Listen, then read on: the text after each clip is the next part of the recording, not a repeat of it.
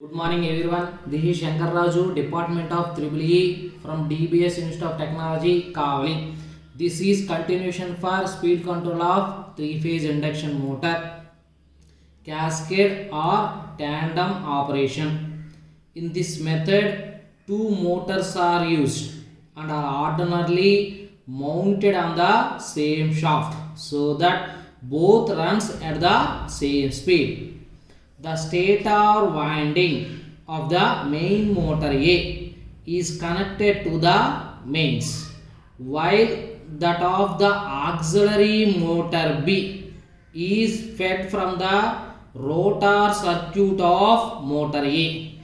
For satisfactory operation, the main motor A should be slip ring type with stator to rotor winding ratio of 1:1, so that in addition to cascade, each motor may be run from supply mains respectively. There are at least three ways in which the combination may be run as shown in figure. Cascade or tandem operation.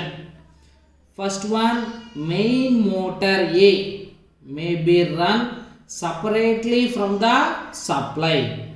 In that case, the synchronous speed is NSA is equal 120 F by PA, where PA is equal to number of stator poles of motor A. Second one, auxiliary motor B may be run separately from the mains. In that case, synchronous speed is NSB is equal to 120 F by P, where PB is equal to number of stator poles of motor B. Third one, the combination may be connected in cumulative cascade in such a way that the phase rotation of the stator fields of both motors is in the same direction. The synchronous speed of the cascade set, in this case NSC, is equal to 120 F by PA plus PB. Proof for the synchronous speed of the cascade operation. Let N is equal to actual speed of the cascade set. NSA is equal to synchronous speed of the motor A.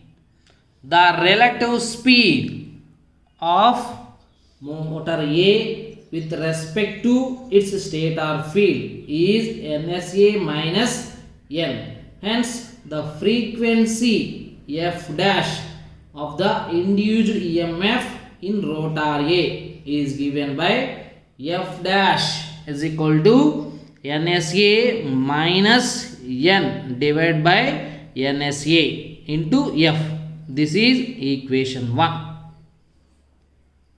This is also the frequency of the EMF applied to the stator of motor B. Hence, the synchronous speed of the motor B with respect to this input frequency is Ns dash is equal to 120 F dash by PB is equal to 120 into NSA minus N divided by F1 into F1 divided by PB into NSA.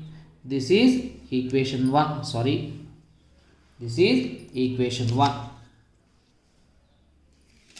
This will be induce an EMF of frequency say F double dash in the rotor B. Its value is found from the fact that the stator and rotor frequencies are proportional to the speeds of stator field and the rotor. F double dash is equal to n dash minus n divided by n dash into f. Now on no load, the speeds of rotor B is almost equal to its synchronous speed, so that the frequency of induced EMF, it is a approximation 0. Therefore f double dash is equal to 0 over n dash minus n divided by n dash is equal to 0, or n dash is equal to n. This is equation 2. From equation 1, n dash is equal to 120 f dash by pb is equal to 120 into f into nsa minus n divided by pb into nsa is equal to 120 f by pb into 1 minus n by nsa. Hence from 2, 120 f by pb into 1 minus n by nsa is equal to n. Then 120 f by pb is equal to n plus 120 f by pb into n by nsa. Then 120 f by pb is equal to n plus 120 f by pb into n by nsa, ante nsa means 120 f by pa. Therefore 120 f by pb is equal to n plus n into pa by pb.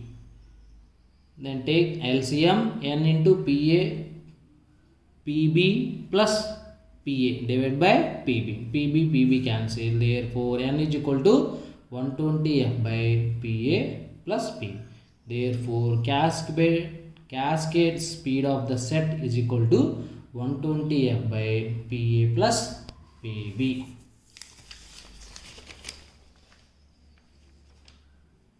Next method is injecting an EMF in the rotor circuit. In this method, the speed of an induction motor is controlled by injecting a voltage in the rotor circuit. The injected voltage to have the same frequency as the slip frequency. There is, however, no restriction as the phase of the induced EMF, where an insert a voltage which is in phase opposition to the induced rotor EMF, it amounts to increase the rotor resistance, whereas inserting a voltage which is in phase with the induced rotor EMF is equivalent to decreasing its resistance. Hence, by changing the phase of the injected EMF, and hence the rotor resistance and the speed can be controlled. The practical methods of this type of speed control is two types. First one, Kramer system. Second one, Scabius system. First one, Kramer system. It consists of a rotary converter C, which converts the low slip frequency AC power into DC power, which is used to drive a DC shunt motor D, mechanically coupled to the main motor M. These are the parts. These are the main parts in the Kramer system. The main motor is coupled to the shaft of the DC shunt motor D. The slip ring of main motor M are connected to those of the rotary converter C. The DC output of C is used to drive D. Both C and D are excited from the DC bus bar or from an exciter. This is a field regulator which governs the back EMF EB of D, and hence the DC potential at the commutator of C, which further controls the slip ring voltage and therefore the speed of the main motor M. And advantages of this method. First one, the advantage of this method is to control the speed within the working range. Second one, it improves the power factor of the system. Second one, Scurvious system. For controlling the speed of large induction motors, the slip energy is not converted to DC, then fed to DC motor.